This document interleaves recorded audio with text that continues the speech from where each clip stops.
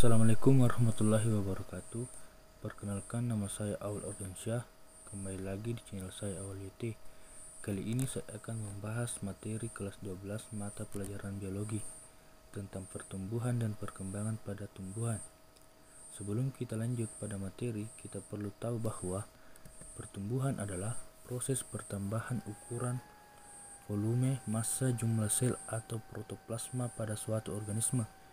Proses dari pertumbuhan ini bersifat irreversibel, artinya tidak bisa kembali ke asalnya. Pertumbuhan pada tanaman bisa diukur secara kuantitatif karena mudah diamati, yaitu terjadi perubahan jumlah dan ukuran. Yang kedua, perkembangan. Perkembangan adalah proses tumbuhan untuk mencapai kematangan fungsi atau dengan kata lain proses menuju tahap dewasa. Dalam proses ini terjadi penyempurnaan atau perubahan struktur dan fungsi organ yang menyertai proses pertumbuhan. Berbeda dengan pertumbuhan, perkembangan cuma bisa dinyatakan secara kualitatif. Hal ini karena terjadi perubahan fungsional dalam tubuh suatu organisme sehingga tidak bisa diamati.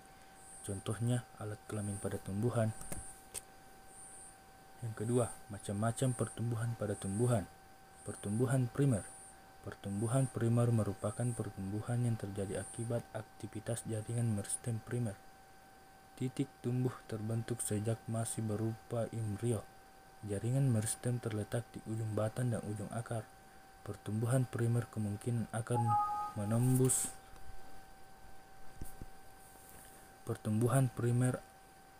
memungkinkan akan menembus tanah dan ujung batang mencapai matahari.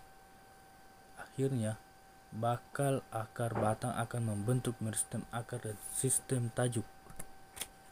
Daerah pertumbuhan pada akar dan batang berdasarkan aktivitasnya terbagi menjadi 3 daerah, yaitu yang pertama, daerah pembelahan, yaitu sel-sel di daerah ini aktif membelah atau biasa disebut dengan meristematik.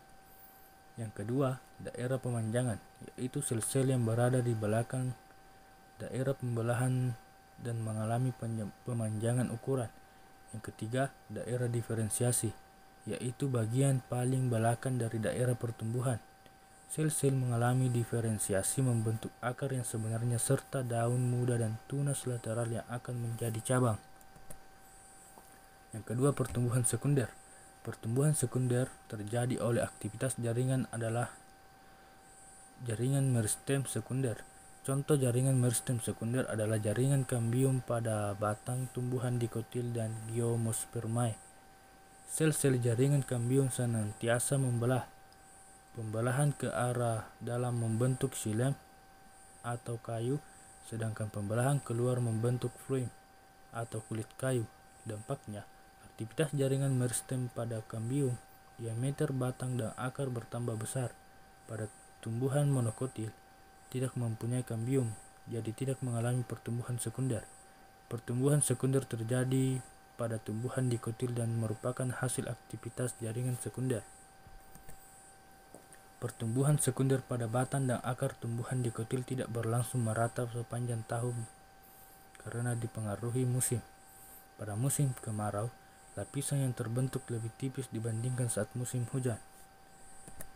Sekian pembahasan tentang pertumbuhan dan perkembangan pada tumbuhan.